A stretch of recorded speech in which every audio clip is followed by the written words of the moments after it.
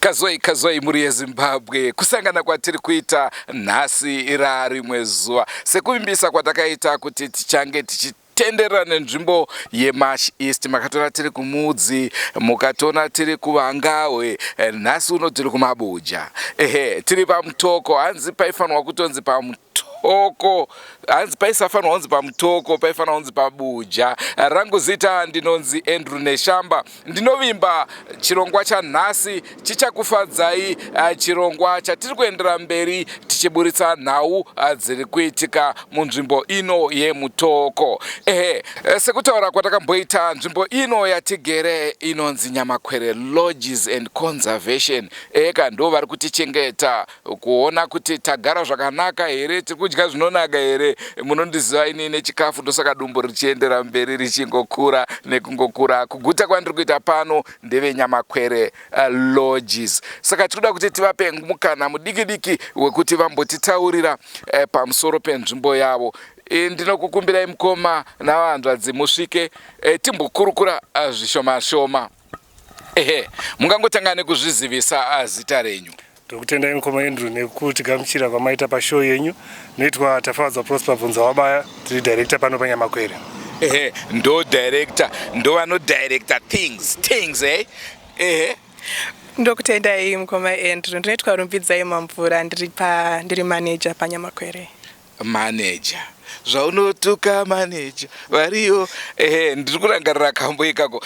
Tingoda kuti mungotitaurira pamusoro penzvimbo ino. Ndezvipi kune vangade kuuya pano? Ndoda kuti imi mungondiudza zvinhu zvitatu zvamuri kutarisira kuti vanhu vange vachiona pavanouya pano. 1. Alright, pano paNyamakwere tine rooms for accommodation. Tine swimming pool kwa mtoko kunopisa. Pama-rooms. Musamhanye, tinoda kunyatsodzokera pama-rooms. Ndezvipi zvavangatarisire pekugara? Ma-rooms edu, tine ma-room presidential suites. Kune anenge aine lounge. Munenge muchiuya kana nemhuri yenyu, kune bedroom and a lounge, muchitandara zvenyu muri mu-lounge. Then kune vane mhuri dzinenge dzakati kurei, tine ma-rooms anenge aine ma-twin beds. Ekuti mapinda zvenyu menyu muma-executive suites, tine anokwanisa kuaccommodata vana. Ndaona firiji futa. Firiji irimo, DSTV and Wi-Fi. Murimo mese. Ndichiona hangu Chelsea. Yes. Liverpool. Yes. Ndirimo. Murimo. Muchimwa tea. Number 2. Yes. Chimwe chamuno. Tine conference facility pano. For my corporates, accommodate up to 250 vanhu. Wow. Yes. Tine zvakare restaurant and bar. Pamambotaura kuya kuti kudya. Tine pekudyira pakanaka ende muchimwira zvakare. Dai chera varipo, chera ndo vaziva chifarira amarula. Amarula asi Tando hanyinyofarire zvinodhaka. Aiwa, aripo zvakare non-alcoholic cocktails atinogadzira imo muNyamakwere. Mazvinzwa kandirumbidzai ari kutitaurira zvamunotarisira kunge muchiona, muchitandara, muchigara panzvimbo ino. Tasvika kwamuri mukoma. Vauyi ndezvipi zvamungade kuvaudza? Mamutoko tiri 143 kilometers from Harare along the highway. Tinowanika on the right side pane techi hombe ino yamutadze kutiona.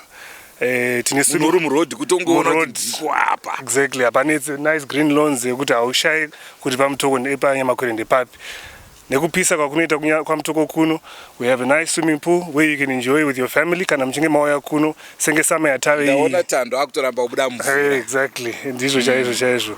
As she mentioned earlier on, we have a conference facility, we have a restaurant, tine bar. Yekuti kana muchinge makuda kutandara nemhuri munenge muchiona henyu TV vamwe vachidya zvavanenge vachidya. A fully functional kitchen, serve for all types of meals that you will enjoy. Mavanzwa, asi chinhu chandoda kukutaurirai chinhu 1 muri yeZimbabwe. Panguva ino ndiri kudhaeta, asi ndatadza kudhaeta nekuda kwechikafu chacho. Ndamboti haiwa izvi ndobva ndaona ndatorwa mwoyo. Regedzai tiregedze kuwesta nguva yenyu. Tikupei chirongwa chanhasi chamuri kuunzirwa neveNyamakwere Lodges. Hanzi makasununguka kuya pano, kuzogara pano, muchidya zvepano, muchifara muri pano. Kazwai muri yeZimbabwe, kusangana kwatiri kuita nhasi rimwe zuva. Ndinoziva munotondera chose, makationa tiri kwa Mambo Goronga, tichipiwa mafuwe, tichipiwa Jiti, asi vazhinji vaikomplaina kuti aiwa iri harisi Jiti. Jiti rakadai. Aiwa isusu hatizive, tinoita kuudzwa nevaridzi vemutambo vanenge vatipa zvavanenge vatitaura ndo zvatinobvuma kuti ndizvozvo nekuti ndivo varidzi vemutambo. Senguva dzese, don't forget to subscribe to Drewmas Media. Drewmas Media taking you to another level. Nhasi uno tiri munzvimbo yemudzi apo tiri kuona chimwe chikwata zvakare chichiita tsika dzedu dzechivanhu, mitambo yechivanhu. Regedzai tiregedze kuwanza munamato sadza richipora, ngavapinde mudariro.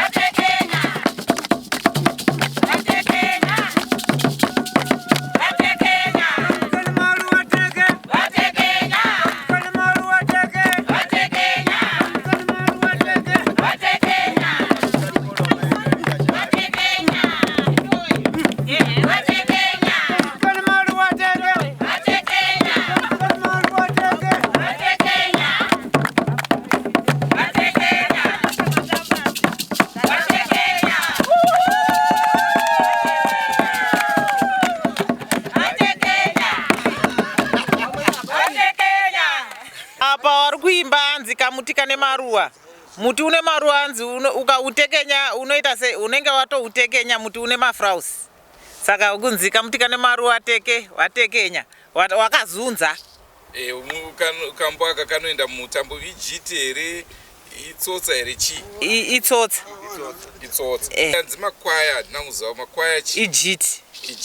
Saka kekutanga ndeke Jiti. Aka ndeke Tsotsa. Zvakanaka.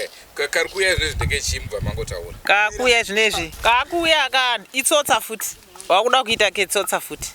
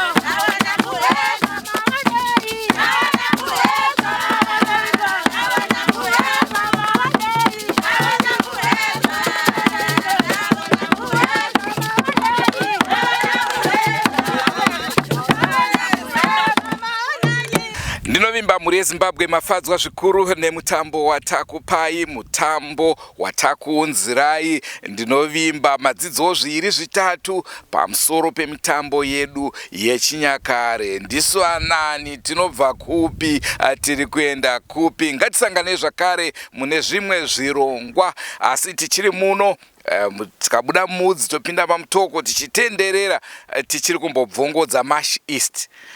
Ngatisanganei mune zvimwe zvirongwa. Don't forget to subscribe.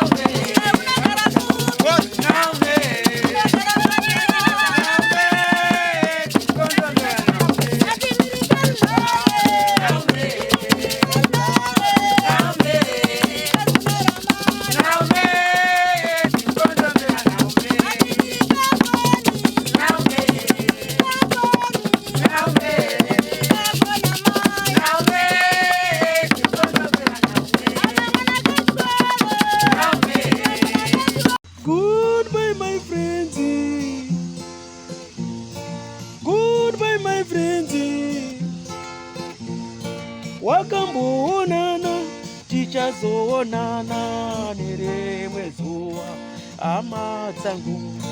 Goodbye my friends, goodbye my friends. Wakamboonana tichazoonana nerimwe zuwa hama dzangu. Ini ndokwenda kubasa kwangu. Iwe makiwe mkaranga,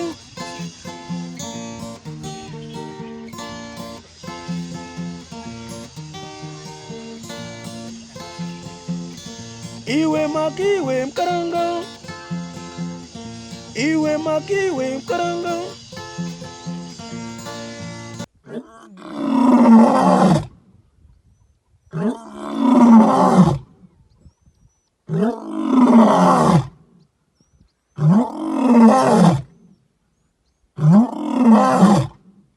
Wow.